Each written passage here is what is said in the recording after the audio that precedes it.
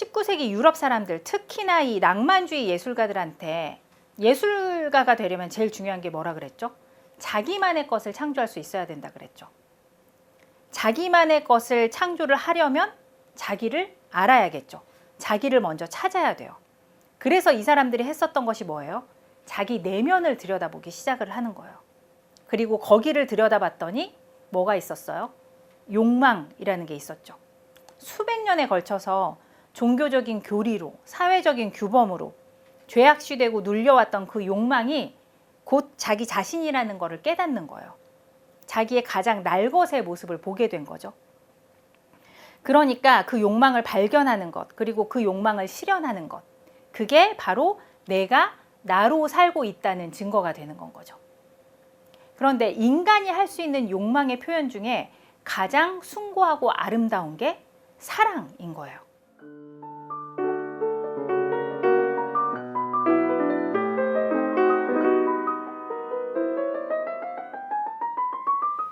인간이라는 거는 본능적으로 이기적일 수밖에 없는 존재인데 자기의 모든 존재를 부정하는 지경까지 사람을 만드는 게 사랑이잖아요.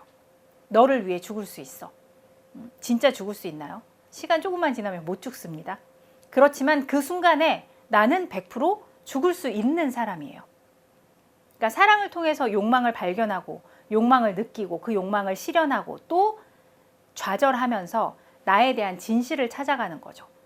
그렇기 때문에 낭만주의 예술가들한테 사랑이라는 거는 자기의 영혼을 구원할 수 있는 통로인 것입니다.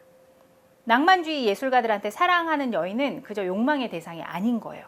영혼을 구원할 성모 마리아들인 거죠.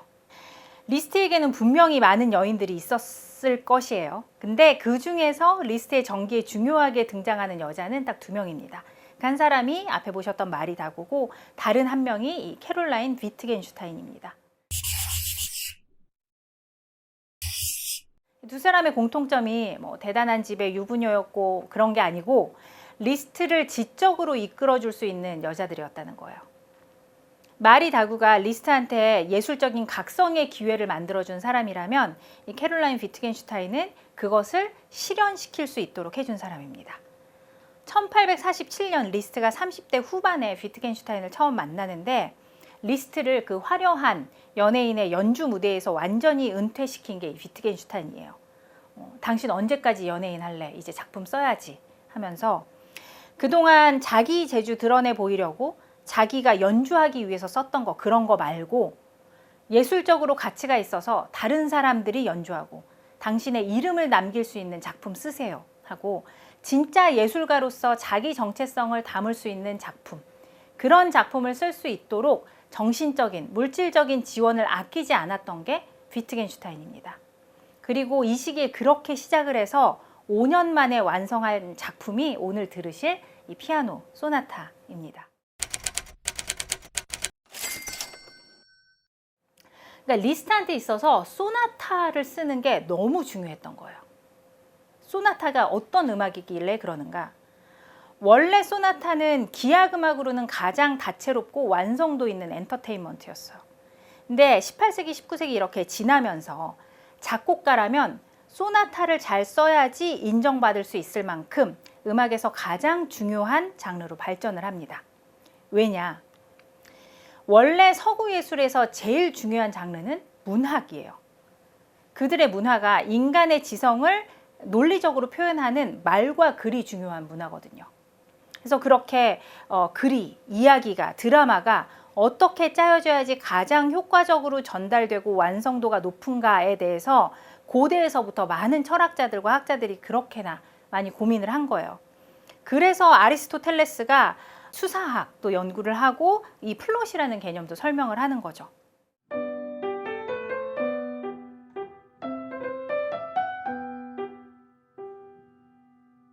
뭔가 얘기가 잘 전달되려면 일단 처음에는 어떤 사건들이 일어날 배경이 먼저 잘 만들어져야 돼요. 그리고 이제 중간에 사건들이 터질 텐데 그때는 일들이 개연성 있게 진행이 돼야겠죠. 그리고 마지막에 해결이 될 때는 필연적으로 그래야만 하는 구성을 잘 만들어야 한다. 그래야지 어떤 이야기든지 듣는 사람의 마음을 움직일 수 있다고 하는 게 이 아리스토텔레스의 플롯에 관한 이야기입니다. 이게 가장 기본적인 플롯이고요. 이 세 단계로 이루어진 형식이 가장 완벽하다고 수많은 작품들로 증명이 된 그런 구성이에요.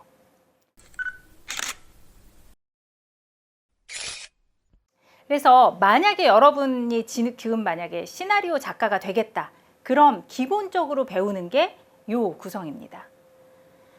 처음에 인물의 성격, 환경, 그리고 인물 간의 관계를 잘 설정을 해둬야겠죠. 그 다음에는 예기치 못한 어떤 사람이 등장을 한다거나 아니면 사건이 일어나서 문제가 생기고 갈등이 일어나야 돼요. 그리고 흔히 요즘 말로는 이제 떡밥이라고 하죠. 마지막에 그 떡밥들이 다 잘 회수가 돼야 됩니다. 그래서 마지막에 앞에서 심어두었던 모든 장치들이 폭발을 하면서 갈등이 해결되거나 아니면 파국을 맞이하거나 이런 구성이 가장 완성도 있게 짜여진 구성이라는 거죠. 이 구성을 음악으로 가져오잖아요. 그러면 처음에는 주제가 제시가 돼요. 보통 이제 주제들이 2가지 정도 나오는데 이 주제들은 딱 들어도 성격이 완전히 다릅니다. 그리고 중간 부분에는 이 주제들이 깨지기도 하고 합쳐지기도 하면서 막 음악이 복잡해지고 거기에 따라서 감정이 고조되겠죠. 그리고 나서 음악에서 이 갈등을 해결하는 가장 일반적인 방법이 맨 처음 주제가 다시 반복되는 거예요. 아, 처음 들었던 그 노래, 그게 다시 나오면서 정리가 되는 거죠. 이거를 소나타 형식이라고 합니다. 3막 구성의 음악 버전이라고 할 수 있는 거예요. 음악에서 가장 논리적이면서도 완성된 드라마를 만들 수 있는 형식이 소나타 형식인 거예요. 그러니까 작곡가라면 이 형식을 완성도 있게 써낼 줄 알아야 하는 거죠. 근데 얼마나 많은 작가들이 저 3막 구성으로 글을 써요. 그럴 때 누구는 삼류가 되고 누구는 봉준호가 되는 거죠. 얼마나 많은 음악가들이 이 음악의 3막 구성, 소나타 형식을 가지고 음악을 만들었을 텐데 누구는 뻔하고 잊혀진 음악가가 되고 누구는 베토벤이 되는 거예요. 베토벤이 어떻게 베토벤이 되었는가? 원래 소나타라는 장르의 맨 첫 번째 악장에서 이 형식이 쓰였거든요. 그래서 이름이 소나타 형식인 거예요. 그러니까 소나타에서는 1악장이 일반적으로 제일 드라마틱하고요. 2, 3악장은 어떻게 보면 그 1악장에서 한껏 달아오른 열을 좀 식히는 역할을 했단 말이죠. 근데 이 1, 2, 3악장을 다 엮어가지고 뭔가 전체적으로 큰 그림을 만들어 보이는 걸 목표로 했던 게 베토벤입니다. 소나타를 32개씩이나 쓰면서 그 작업을 했던 거예요. 그래서 소나타의 전혀 새로운 기준을 만든 게 베토벤인 거죠. 그러니까 베토벤 이후의 모든 음악가들은 이 소나타 형식을 가지고 어떻게 베토벤을 넘어서느냐가 음악가로서 자기 존재 증명 같았던 시대가 리스트가 활동했던 그 시대입니다.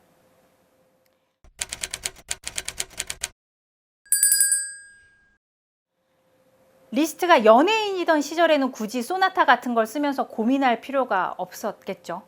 그러니까 20대에는 리스트의 음악들이 전부 다 기교를 자랑하는 에뛰드이거나 기교를 더 드라마틱하게 자랑하는 판타지들이거나 아니면 남이 미처 자랑하지 못한 기교를 대신해서 자랑해주는 편곡 작품들, 패러프레이즈들이 많았어요.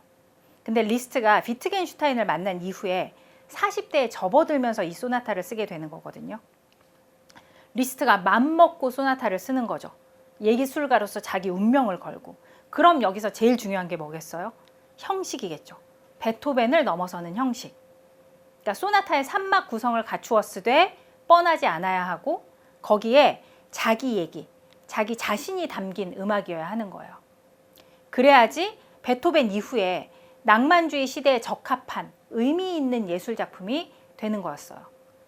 그랬을 때 이전에 이미 남들이 다 한 거 아니고 틀에 박힌 거 아니고 나만 할 수 있는 거 하려면 일단은 내가 제일 잘하는 거 해야 되죠. 리스트가 제일 잘하는 거 음악으로 캐릭터를 만드는 거. 그리고 거기에 자기 이야기를 담아야 하는데 예술가로서 자기 존재를 증명하려는 작품이면 거기에 자기한테 당연히 가장 중요한 얘기를 담을 수밖에 없었겠죠. 자기 인생에서 가장 중요했던 2가지, 사랑과 구원의 문제. 그러다 보니까 누구는 이 음악이 천지창조와 인간의 타락 그리고 하나님의 구원의 역사 그런 스토리로 들린다고도 하고요. 또 누구는 이게 리스트의 자전적인 사랑 이야기가 담긴 음악이다라고 얘기를 하기도 합니다. 그리고 또 어떤 사람들은 괴테의 파우스트를 모티브로 하고 있다고도 얘기를 해요. 뭐가 됐던지 간에 리스트가 그 배경을 감추고 싶어 했었던 거는 되게 분명하거든요. 그래서 실제로 이 중에 어떤 이야기가 맞느냐를 찾는 거는 크게 의미가 없을 것 같아요. 다만 우리가 클라라 슈만도 처음에 들었을 때 그렇게 이해하기 힘들었던 이 길고 어려운 음악을 알아가고 좀 따라가 볼 수 있기 위해서 이 중에서 하나의 틀을 굳이 선택을 한다면 개인적으로 저는 이 파우스트 이야기가 가장 설득력이 있다고 생각이 됩니다. 그래서 오늘은 괴테의 파우스트를 틀로 삼아서 리스트의 소나타를 한번 들어보려고 합니다.